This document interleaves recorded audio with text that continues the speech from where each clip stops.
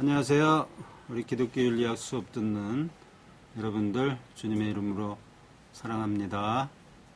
공부하는 게 힘들죠. 추석 기간인데도 또 여러분들 열심히 공부해야 되고.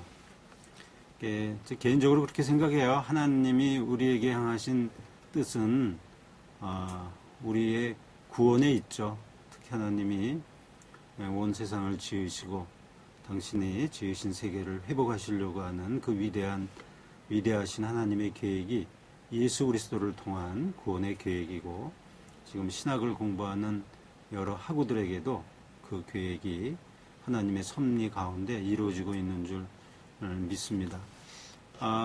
지난 수업 시간에 여러분들이 마틴 루터 영화를 아주 잘 감상을 했습니다. 미디어 교재로.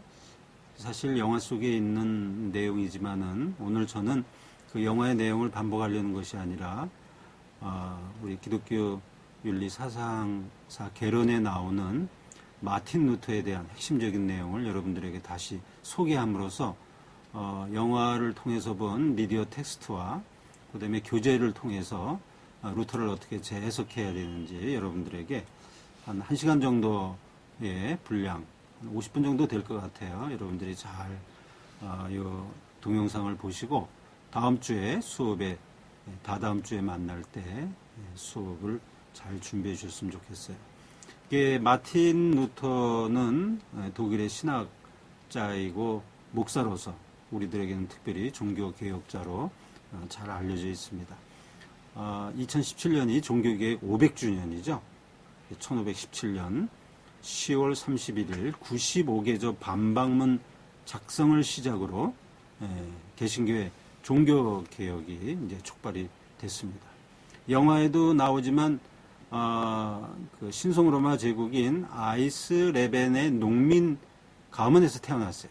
그래서 그 영화에도 보면 아버지가 사제가 된 루터한테 실망을 하죠. 너 법학부에 보낸 것이 법학 전공해가지고 좀 세상에서 떵떵거리며 사는 좀 그런 인물이 되라 그랬더니 겨우 사제냐? 그러면서 이제 사제 서품 받을 때 그 이제 보혈의 피를 상징하는 성찬에 그 포도주를 떨어뜨려서 또 아버지한테 실망을 주고 그런 내용이 영화 속에도 나옵니다. 루터의 아버지인 한스 루터는 마틴 루터가 변호사가 되기를 바랬죠. 그래서 이제 모든 원조를 아끼지 않았습니다. 그래서 이제 공부하는데, 그래서 7세가 될 무렵 아버지는 루터를 만스펠트에 있는 학교에 이제 입학을 시켰고요. 여기에서 루터는 라틴어, 논리학, 수사학 이거를 열심히 배우고, 그다음에 1501년에 루터는 에어프루트 대학교에 입학해서 문법, 논리학, 수사학, 형이상학 등을 공부하고, 루터에게 특히 영적 신학적 발전이 이루어지게 된 것은 윌리엄 오캄의 신학과 형이상학을 배움으로써 점점 그가 신학자로서 위치를 형성하는데 굉장히 도움이 되었습니다. 영화 앞부분에도 나오지만 1505년에 7월 마틴 루터는 엄청난 뇌우 속에서 공포를 경험하죠. 하나님 살려주시면 하나님 뜻대로 하겠습니다. 그러다가 그 경험을 통해서 수도사가 되기로 결심을 하고 에어프루트에 있는 어거스틴 수도에 들어가서 이제 수도사에 입문을 하고 과정을 밟게 됩니다. 그러다가 1510년 어거스틴 수도의 대표 자격으로 로마를 여행을 하죠. 그래서 그 로마의 당시에 루터가 그러죠. 시궁창이었습니다. 특히 하나님의 그 은혜를 돈으로 팔고 면죄부와 같은 성직자들의 그 추문과 영적 도덕적인 그 몰락 이런 것들을 직접 보고 루터가 깊게 실망하면서 그러면서 이제 신학 박사를 취득하고 이제 비텐베르크 대학교의 성경신학 교수가 되었죠. 영화에는 자세히 나오진 않았지만 루터의 신학 사상에 있어서 가장 중요한 변화는 그가 로마서 강의를 시작한 1515년서부터 1516년에 일어납니다. 그래서 바울이 말한 하나님의 의에 대한 로마서의 신학을 통해서 루터는 그의 신학과 신앙을 중심을 잡게 됐는데요. 핵심은 이것입니다. 하나님의 공의로 말미암아 인간의 행위를 심판하시는 하나님은 응징적 하나님이 아니고 그 응징을 통해서 하나님의 의의를 우리에게 알려주시려는 것이 아니라 예수 그리스도의 보혈의 공로로 말미암아 믿음을 통해 죄인을 의롭다고 해주시는 그 의의, 즉 구속적 의의, 다른 말로 하면 은혜만으로 칭의를 얻을 수 있다라고 하는 것이 바로 1515년서부터 1516년 로마서 강의를 통해서 그가 확증한 내용입니다. 그리고 이런 신학적 기반 위에 루터는 1517년에 비텐베르크 대학교 예배당 문에 95개조 반박문을 게시하고 로마 카톨릭 교회의 면죄부 판매를 비판하는 한편 은혜로만 칭의된다는 그의 기본적 사상을 이제 설파하게 되는 거죠. 사실 면죄부는 제가 수업 시간에 어거스틴에게서도 이제 그 면죄부에 대한 어떤 전조가 나타난다 그랬습니다. 어거스틴이 뭐 면죄부를 판매하고 그런 것은 아닙니다만 이제 기독교 고전적 현실주의의 입장을 취했던 어거스틴의 고민이 이제 이런 것이 있었죠. 그 현실 속에서 이제 하나님의 나라와 땅의 나라, 이 두 나라가 지금 현실 속에서 겹쳐 있는 거잖아요. 그런데 이제 궁극적으로 어거스틴은 이 두 도성이 나눠질 것으로 보았습니다만은 문제는 전쟁과 같은 일이 벌어지면 어떡할 것인가. 그래서 어거스틴의 입장은 평화전이라 그랬죠. 전쟁이 평화전이라는 것은 다른 뜻이 아니라 평화를 지키기 위해서는 정당한 방어를 위해서 전쟁을 치를 수밖에 없습니다. 그러면 이제 평화를 지키기 위해서 전쟁을 치르다 보면은 내가 의도하지 않았는데도 적의 군사와 전투를 벌이다가 적의 군사가 죽게 되는 일이 벌어지겠죠. 그래서 미리 죄를 용서받는다는 것이 어거스틴에게서 나타납니다. 그래서 전쟁에 참여하는 군사들에게 하나님이 그들과 함께 하셔서 전쟁을 이기도록. 근데 말은 그렇지만 사실 전쟁을 이긴다는 것은 적의 군사의 힘을 꺾고 심지어는 살상이 일어난다 그래도 평화를 지킨다는 면.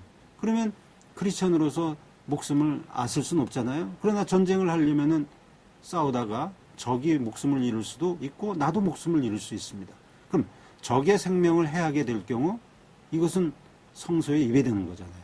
그러나 하나님의 이름으로 평화를 지키기 위해서 일어나는 그 죽음은 미리 용서를 받고 전쟁에 참여해야 되겠죠.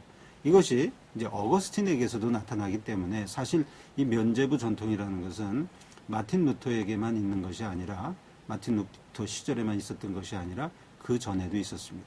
그러나 이제 마틴 루터 때의 면죄부라는 것은 하나님의 그 공포의 하나님, 두려운 하나님, 우리를 징벌하시는 하나님 앞에 구원을 받으려면 이제 돈으로 이제 그 구원을 사야 된다고 하는 그런 논리가 된 거죠. 그래서 이제 로마 카톨릭 교회의 면죄부 판매를 이제 루터가 비판하고 은혜로만 칭의된다는 그의 기본적인 사상을 루터가 가지게 되는 것입니다.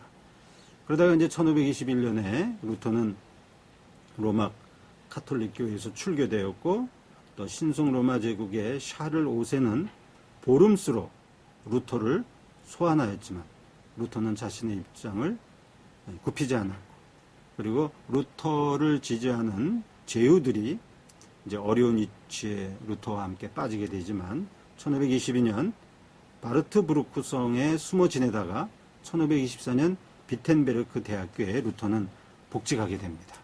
그리고 우리 영화 뒷부분에 보았지만 카타리나 폰보라라고 하는 수녀를 만나서 하나님이 인간에게 주신 자연적인 섭리를 결혼과 같은 자연적인 섭리를 인간이 어떻게 그 섭리를 어길 수 있느냐 그러면서 이제 결혼도 하게 되고 그리고 비텐베르크 대학교의 신학부 학장까지 역임하시다가 1546년에 이제 아이슬레벤에서 돌아가시게 됩니다. 그 제 책에서는 이제 루터의 성경 번역 및 성경 주석에 대한 내용들을 이제 소개를 했고요.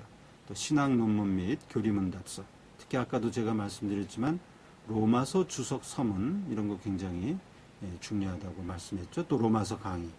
1515년, 1516년에 루터 십자가 신학이 발전되는 데 있어서 굉장히 중요한 역할을 했고 1522년에 로마서 주석 서문은 믿음으로 인한 칭의에 대한 루터의 입장이 분명히 나타나고 1523년에 그 권위에 대한 루터의 글은 루터의 두 왕국론을 잘 설명해 주는 내용입니다.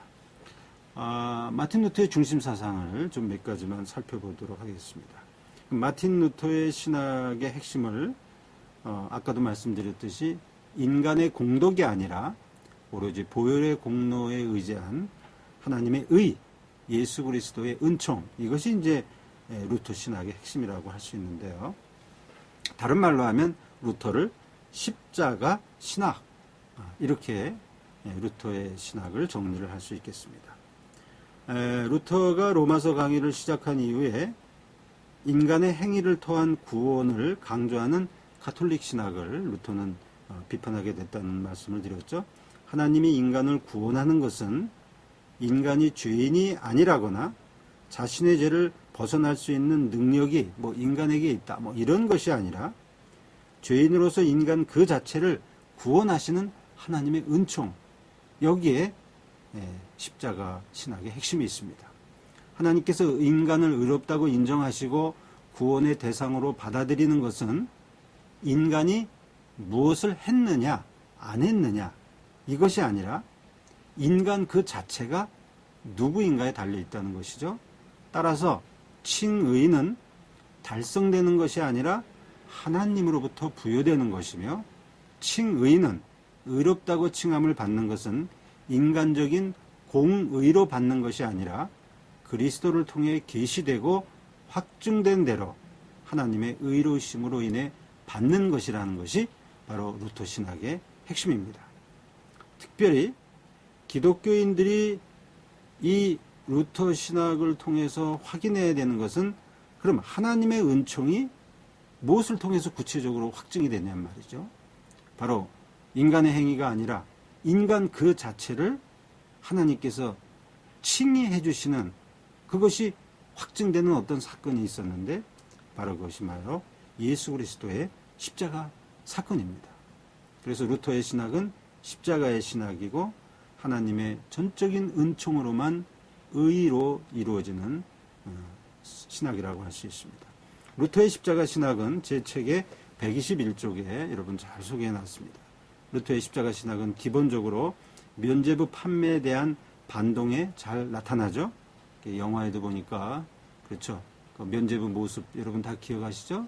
면죄부 밑에 이렇게 달려 있는 그 직인과 같은 거 거기에 이 증서를 사면은 이걸 통해서 연옥에 이름을 대면 그 영혼이 연옥에서 해방된다라고 하는 이제 그런 내용이 면죄부에 담겨져 있죠.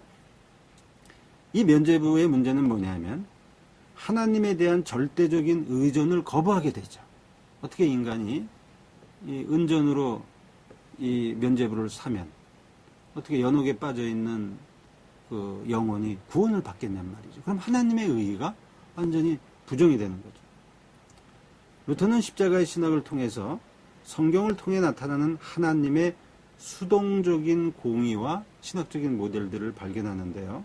가톨릭 신학이 영광의 신학, 공동의 신학, 인간의 행위를 통해서 하나님의 그 은총을 살려고 하는 신학, 이것이 당시 가톨릭 신학이라고 한다면 루터는 이러한 영광의 신학을 거부하고 하나님의 전적인 은총으로만 은총으로만 가능하다라고 하는 입장을 얘기합니다. 즉 루터는 우리는 죄인이면서 의인이라는 대안적인 그런 기독교 인간론을 제시하는데요. 인간의 의로움은 하나님 앞에서의 의로움과 인간 앞에서의 의로움으로 나타날 수 있는데 그러나 인간의 행위에 의해서 인간의 의의가 증가한다거나 또 영화에도 나온 것처럼 성인들의 공덕을 주입함으로써 의로움이 증가하는 것이 아니라 그리스도의 십자가 그 행위로 말미암아 하나님 앞에서 우리가 인정을 받는다는 것입니다. 그래서 루터의 십자가 신학은 율법과 복음이라는 루터의 두 가지 관점과 연관이 됩니다. 하나님과 인간 사이의 상호관계는 율법과 복음으로 구성이 되는데, 율법은 하나님의 명령으로 나오죠. 그래서 율법은 인간 공동체로 하여금 인간의 죄와 악의 본성을 제한함으로써 생존 가능한 근거를 제시합니다. 율법은 인간의 죄의 본성을 확증하며 인간으로 하여금 복음에 이르게 하지만, 그러나 율법 자체가 복음을 이루게 하는 것은 아니죠. 그러면 율법 말고 무엇이 더 중요합니까? 바로 예수 그리스도의 복음입니다. 복음은 오로지 예수 그리스도를 통해서만 인간에게 부여되는 은총입니다. 복음이란 죄인들을 향한 요구가 아니라 죄인들에게 부여된 은총으로부터 죄인을 의롭게 하신다고 하는 하나님의 선포죠. 그래서 이번에 여러분들이 본 마틴 루터의 영화를 보면 앞에서부터 그 루터가 강조하는 것, 그 당시에 가톨릭 신학의 분위기가 계속 인간들에게 두려움, 하나님은 공포의 하나님, 두려우신 하나님, 이 하나님으로부터 벗어나려면, 죄로부터 해방되려면 어떻게 해야 되는가.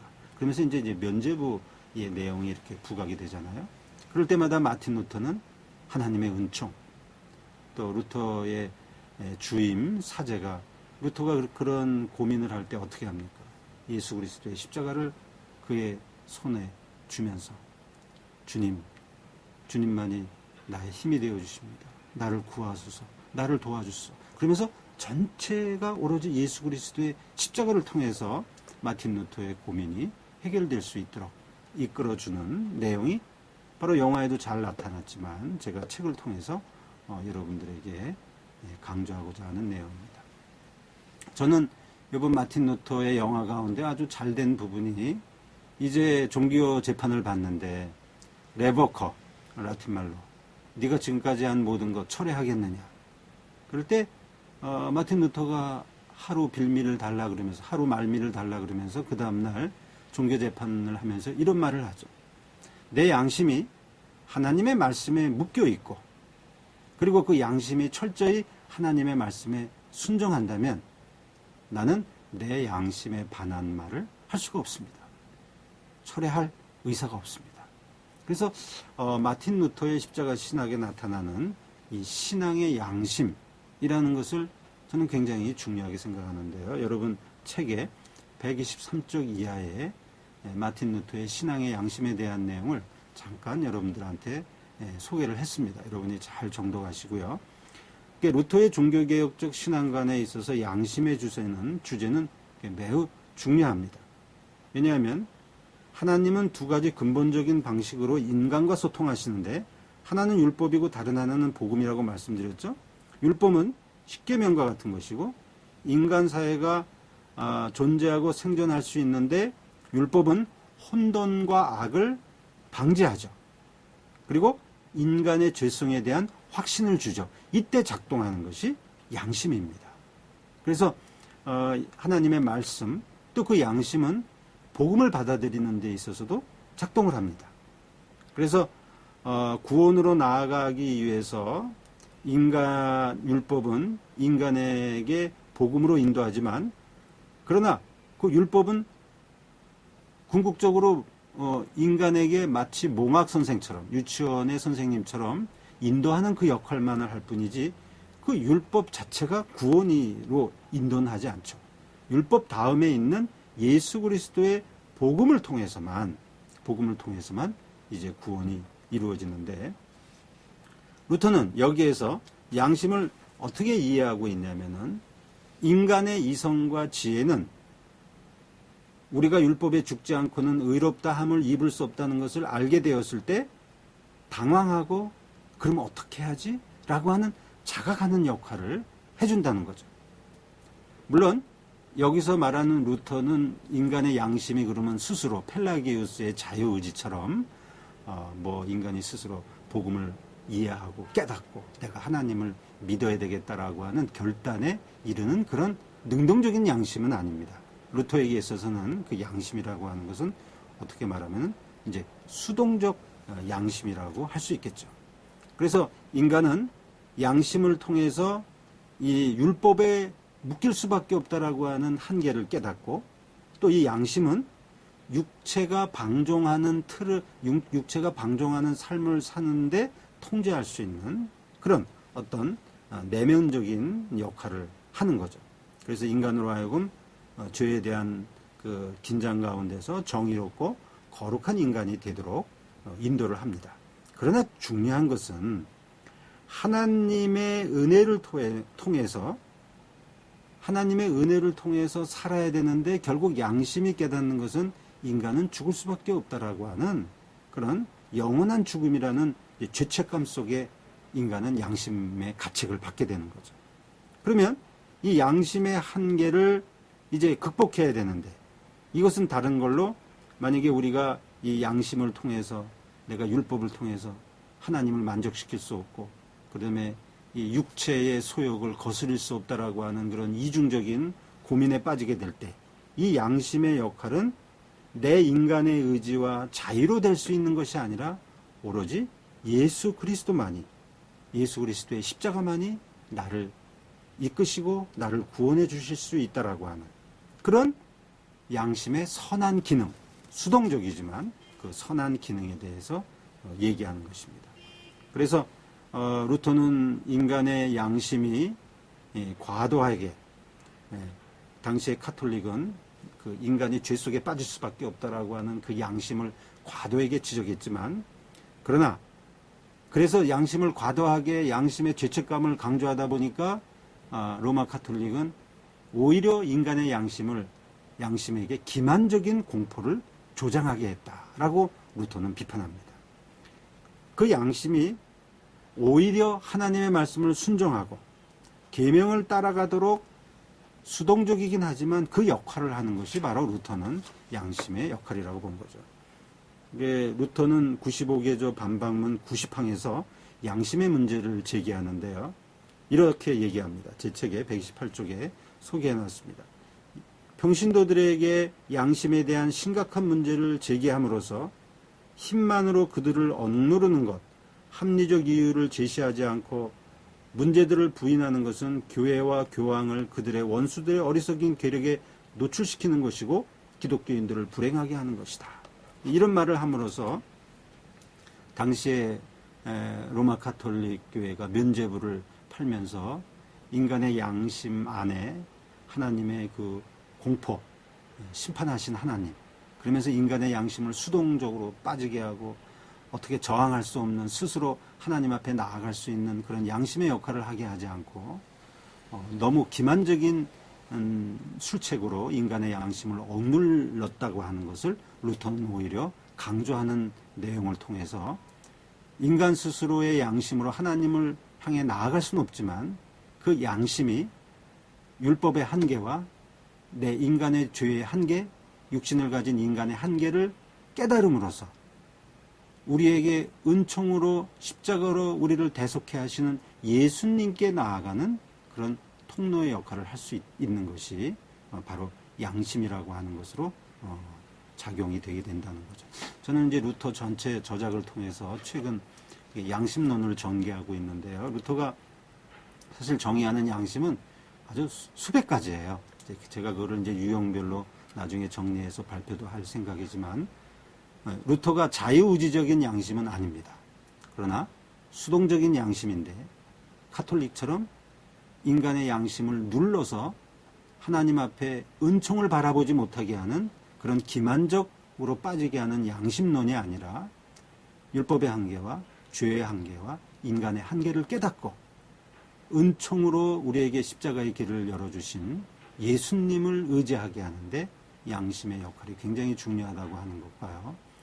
심지어 후대의 계몽주의 사상가들은 루터의 이 종교개혁과 이 양심의 수동적인 양심이지만 이 양심론이 결국 계몽주의와 인간의 근대화, 서구사회의 근대화를 이루는데 큰 역할을 했다라는 그런 것은 굉장히 일리가 있는 얘기입니다. 왜냐하면 루터가 그 당시에 주류 세계관인 카톨릭을 정면으로 대항하고 자기의 양심과 성경에 근거해서 종교개혁을 일으켰다고 하는 것은 굉장히 의미가 있는 거거든요.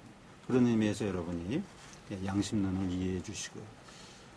우리가 이제 영화를 통해서 보면 이제 루터를 끝까지 뒤에서 도와준 프리드리공 제후죠. 그래서 루터의 두 왕국론을 보면 하나님의 말씀으로 하나님의 뜻대로 살아가는 하나님의 공동체, 교회라고 하는 것을 중심으로 한 교회 공동체가 있고, 이 교회 공동체 안에는 선한 사람들이 하나님의 나라의 뜻을 실현하기 위해서 열심히 살아가야 되는 사람들이죠. 그런데 저 세상에는 하나님을 모르는 많은 사람들이 있고, 그 다음에 때때로 불법적인 것, 또 전쟁의 문제, 뭐 경제적인 문제, 많은 문제들이 있지 않겠습니까? 그러면 그 세계관을 통치하는 데 기준이 필요하겠죠. 그 정의로운 기준이 바로 두 왕국론의 한쪽인 세속적 왕국, 또 한쪽은 예수 그리스도를 중심으로 한 신앙인들이 살아가는 교회 공동체의 왕국. 그래서 루터는 두 정부론을 강조합니다. 그래서 하나님 나라의 정부, 또 세상 나라의 정부입니다. 어거스틴에게는 이 두 도성이, 하나님의 도성과 땅의 도성이 궁극적으로는 서로 분리된다 그랬죠.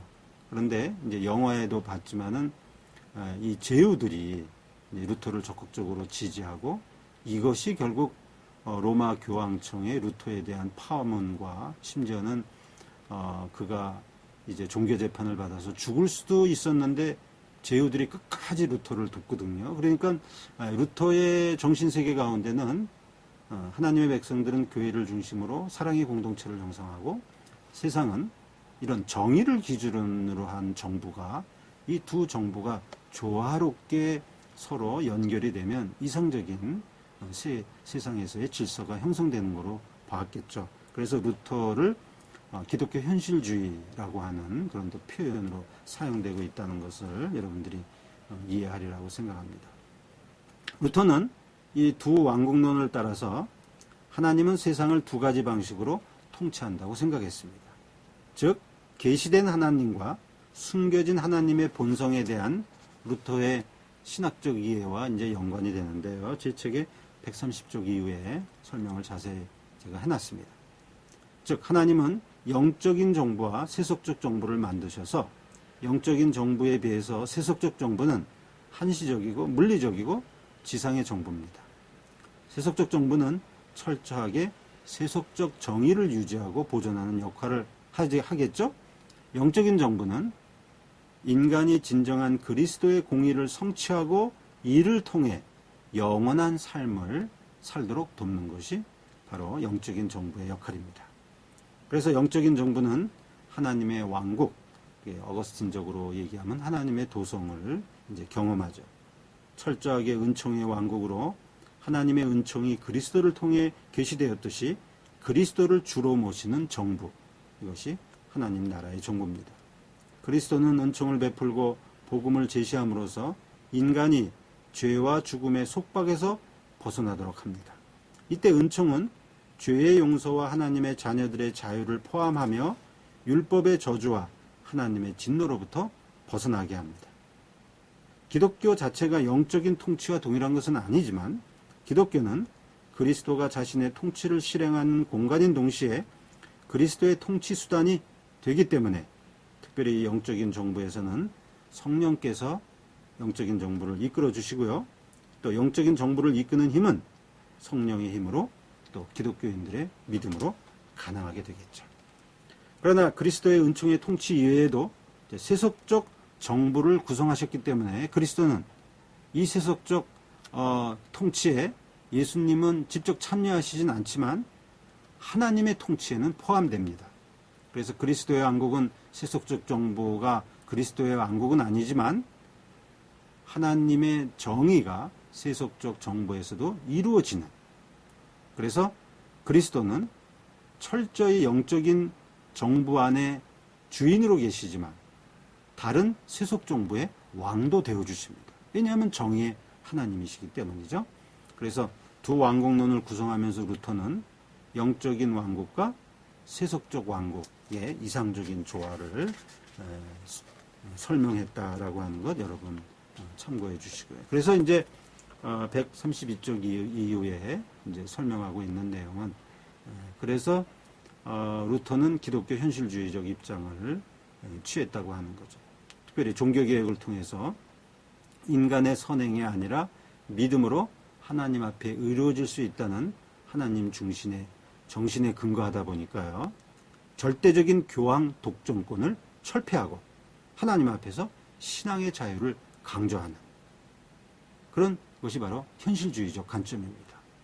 종교를 저 초월적인 세상으로 또 하나님의 나라를 저 초월적인 세상으로 바라보고 있는 것이 아니라 이 세상 한가운데 하나님의 통치가 이루어지려면 현실적으로 그 정부는 어떤 정부가 돼야 되고 또 종교는 어떤 종교가 돼야 되는가, 이거를 철저하게 루터는 얘기했다는 것이죠.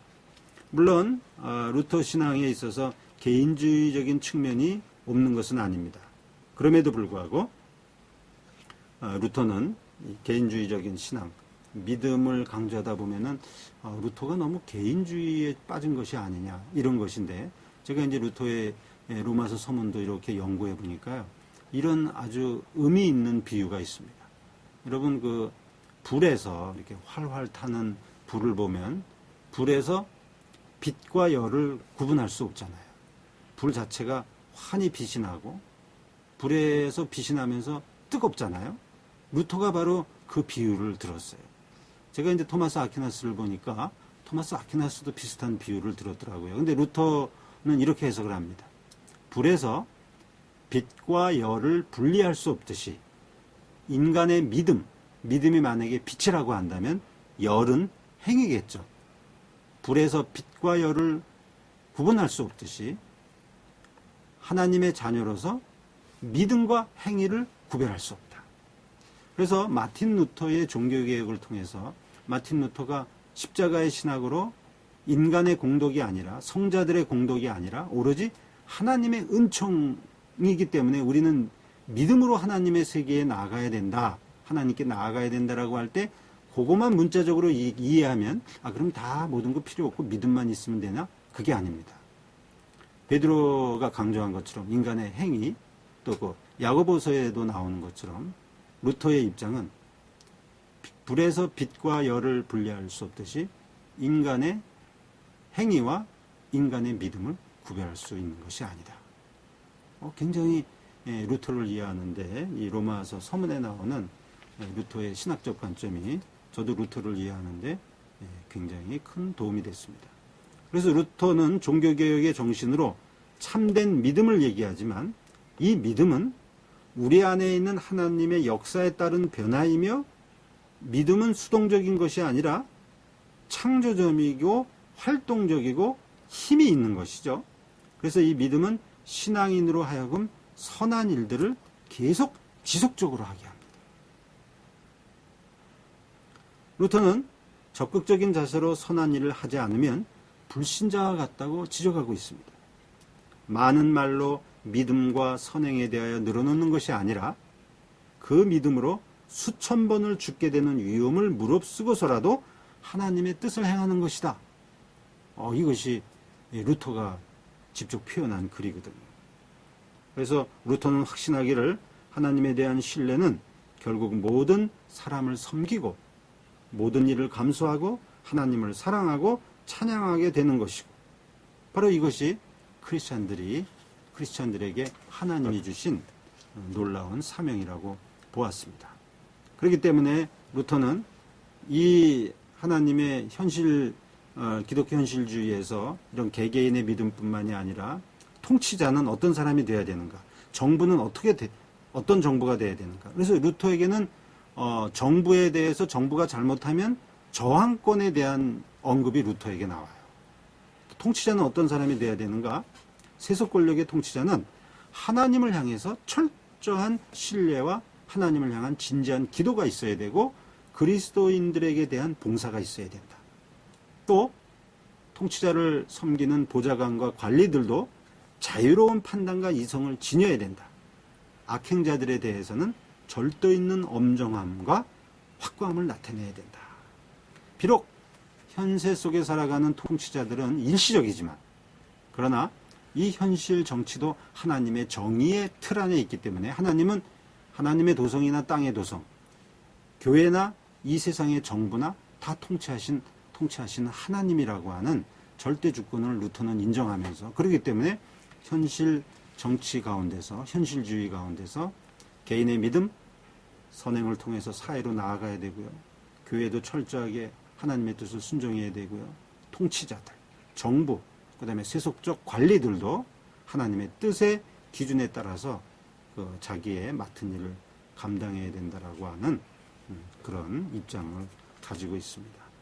그래서 제 책의 134쪽, 135쪽에 이 현실주의 정치적인 입장을 제가 잘 설명을 해놓고 있으니까 여러분 참고해 주시고요. 그 다음에 제 책 136쪽 이외에는 루터와 칼빈의 관점을 잠깐 정리를 했습니다. 그래서 여러분들이 루터를 이해하는데 거의 같은 시대의 종교개혁자인 칼빈은 루터와 어떤 차이가 있는가. 그래서 뭐 칼빈도 루터와 같은 뭐 많은 비슷한 입장을 취하고 있지만 차이점은 이 루터가 가지고 있었던 이 신학적인 입장은 훨씬 믿음이라고 하는 것, 하나님의 공의라고 하는 것이 강조가 된다고 한다면 칼빈에게 있어서는 이 세상에서 정치사상, 저는 이제 정치사상을 비교했는데요. 칼빈에게 있어서는 그 영적 통치, 즉 양심이 경건과 하나님을 경외하는 일을 배우는 내면적 통치, 그 다음에 국가의 통치는 시민들의 외면적인 삶을 법으로 규제하는 정치적 통치, 이것이 서로 분리되어서는 안 되고 상호 연결되어야 된다.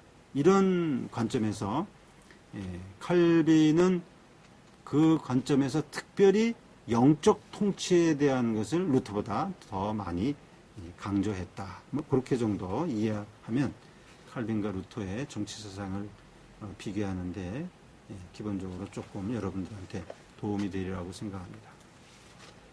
제 책의 139쪽 이하에는 기독교 윤리학에 미치는 마틴 루터의 신학의 영향이 무엇인가를 잠깐 정리를 해놨는데요.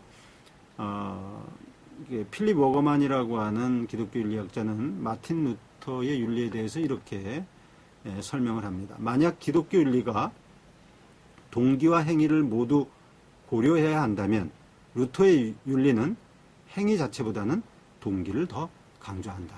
굉장히 적절한 지적이라고 생각합니다. 물론 루터에게 있어서 아까도 제가 말씀드렸듯이 행위가 강조가 되지 않는 건 아닙니다. 그런데 이제 면죄부 판매에 대한 루터의 저항이나 또 로마 카톨릭 교회에 대한 저항을 보면은 루터는 끊임없이 본질, 동기, 원리, 도대체 무엇이 하나님의 뜻인가라고 하는 그 부분에 차관점을 두고 있거든요. 그것이 전제가 될 때 행위도 자연스럽게 연결이 되는 거겠죠. 그래서 윤리에 있어서 동기와 행위를 말할 때 루터의 신학은 보다 근본적인, 그래서 인간의 행위보다는 하나님의 은총, 또 인간의 공덕보다는 십자가에 달리신 예수 그리스도를 통한 절대적인 믿음, 이런 동기의 부분을 강조하고 있다라고 하는 것은 적절한 표현 같습니다. 또 제임스 거스타프스는 루터로 시작된 종교개혁 신학에 대해서 이렇게 표현하고 있습니다. 종교개혁 전통에서는 가톨릭 교회에서 사용했던 일부 중요한 윤리적 근거들을 이제 거부할 수밖에 없었다는 거죠. 기독교 전통에 있어서 많은 부분들이 이제 루터에 있어서 이제 포기가 되었습니다. 개혁적인 재구조화를 위해 무언가를 버리는 것이 필요할 때 철저한 신학자라면 이에 대한 분명한 대안을 제시해야 된다는 거죠. 16세기 종교개혁자들은 자신들이 가졌던 전통 철학적 특징들의 많은 장치들을 버릴 준비가 되어 있었고, 이러한 장치들은 다른 문화적 전통의 측면에서 자신들의 종교적 도덕적 삶의 중요성을 해석하고 자신의 기독교 신앙을 변증하기 위해서 사용됐던 것들이었습니다. 루터에게 나타나는 십자가 신학, 공덕이 아니라 오로지 믿음, 불에서 빛과 열을 분리할 수 없듯이 인간의 믿음과 행위는 분리할 수 없다는 것, 또 이 세상의 정부도 하나님이 통치하시는 절대적인 기준을 따라야 된다라고 하는, 심지어 카톨릭과 같은 당시에 절대 종교 권력을 휘둘렀던 카톨릭에 대해서도 철저하게 신앙의 양심과 하나님의 말씀으로 저항했던, 그래서 제임스 거스타프스는 16세기의 종교개혁자들은 과거에 많은 기독교의 전통의 유산들이 있었지만 취할 것과 버려야 될 것이 무엇인지를 단호하게 결단하고 버릴 것은 버릴 줄 알았던 사람들이었다. 굉장히 우리 이 시대에도 격려가 되는 말이고, 또 여러분들과 같이 장차 우리 감리교와 나아가서 민족과 세계를 아울러야 될 우리 사랑하는 학우들에게도 굉장히 중요한 것이라고 생각합니다. 한국도 기독교가 이제 100여 년이 넘고 그 사이에 하나님은 우리에게 많은 것을 축복을 해주셨습니다. 교회도 이제 많은 전통이 있고 또 가진 것도 있고 또 앞으로 취해야 될 것도 있습니다. 그러나 때때로 우리가 개혁을 이룬다고 하는 것은 버릴 것은 버리고 취할 것은 취해야 된다라고 하는 이러한 분명한 단호한 입장이 있지 않으면 개혁이 일어날 수 없었을 것이다라고 하는 이런 신학적인 관점은 굉장히 우리가 마틴 루터의 종교교육을 해석하는데 도움이 될 수 있었다는 거죠. 기본적으로 마틴 루터의 신학은 기독교의 그 심정주의적 윤리학, 다른 말로 하면 영광주의, 그렇죠. 하나님 앞에 인간이 많은 공덕을 쌓음으로 스스로 그 영광에 참여할 수 있다라고 하는 그 영광주의적 해석에 대한 것을 거부하고, 인간을 죄인이자, 그러나 십자가를 통해서 우리에게 오신 예수 그리스도를 통해서 의인이 될 수 있다고 하는, 우리와 예수님 사이에 그 어떤 것도 우리 사이에 끼어들 수 없다라고 하는 죄인이자 의인이라고 하는 것을 설정하고, 또 현실 세계의 한계와 그 세계에 존재하는 인간의 한계를 지적하면서 그 양심의 율법의 한계와 이 세상의 육신을 가진 인간의 한계와 정치의 한계와 이 모든 한계를 지적하면서, 그러나 하나님은 하나님이 되시고 하나님은 우리의 주인이 되시고 하나님은 십자가에서 당신의 영광을 이미 성취하셨기 때문에 죄인이지만 그 하나님 앞에 우리를 인도하시는 예수 그리스도의 십자가 앞에서 의인이 될 수 있다라고 하는 이 마틴 루터의 신학은 기독교 그 이후에 종교개혁에 있어서 큰 영향을 미친 개혁적 신학의 모토가 되었습니다. 루터의 두 왕국론에 대해서 라이놀드 니버와 같은 기독교 현실주의자들에게는 두 왕국론이 큰 역할이 되었죠. 그래서 이제 우리 책 후반부에 제가 라이놀드 니버로 박사학위를 받았습니다만, 이런 어거스틴, 마틴 루터의 기독교 현실주의, 또 기독교 현실주의가 또 라이놀드 니버의 또 최근의 기독교 현실주의적 개념엔 어떻게 그 신학적 사상이 발전이 되는지 여러분에게 소개할 기회가 있겠습니다. 라이놀드 니버는 이렇게 얘기합니다. 세속 정부에 대한 루터의 현실주의적 평가는 이 세상의 정치적 행동에 너무나 많은 것을 기대하는 기독교인들을 향해서 경고해 주었다는 거죠. 다른 말로 뭐냐면은 두 도성의 한계를 분명히 직시하고, 기독교인들이 하나님의 나라에서 교회를 중심으로 취할 것과 저 세속의 정부가 그 임시적이고 현세적이지만 그 세속적 정부가 어떤 정부가 되어야 될 것인가, 세속적 정부의 막연한 기대, 어떤 정부가 들었으면 그 정부는 하나님이 세우신 것인가, 그 정부의 모든 것을 다 일임하는 것이 아니라 저 정부의 한계를 깨닫고 저 정부를 향하신 하나님의 뜻이 무엇이고 저 정부의 지도자는 어떤 사람이 되어야 되고 정부의 관리들은 어떤 사람들이, 어떤 크리스찬들이 되어야 되냐 하는 그런 정치적인 기준들을 이미 마틴 루터 때부터 그런 현실주의적 관점들을 가지게 됐다라고 하는 것은 굉장히 그 후대에 기독교 현실주의자뿐만이 아니라 세속적 정치를 이해하는 데 굉장히 큰 도움을 줄 것입니다. 그래서 현대 정치에 대한 이런 기본적인 의심, 이것은 정부에 대한 이해, 기독교의 정치 참여에 대한 이해에 있어서 우리는 여전히 하나님 나라의 도성의 백성으로서 부활의 영광에 참여하지만 이 땅의 백성으로서 있는 동안 우리는 어떤 책임적인 삶을 살아야 될 것인가, 이것에 대한 분명한 비전을 제시해 줬다고 하는 것을 우리는 루터를 통해서 배울 수 있습니다. 여러분 좋은 추석 잘 보내고요. 다다음 주에 여러분 만나서 또 우리 즐거운 수업 계속 이어나가도록 하겠습니다. 오늘 잘 청취해 주셔서 감사합니다. 수고하셨어요.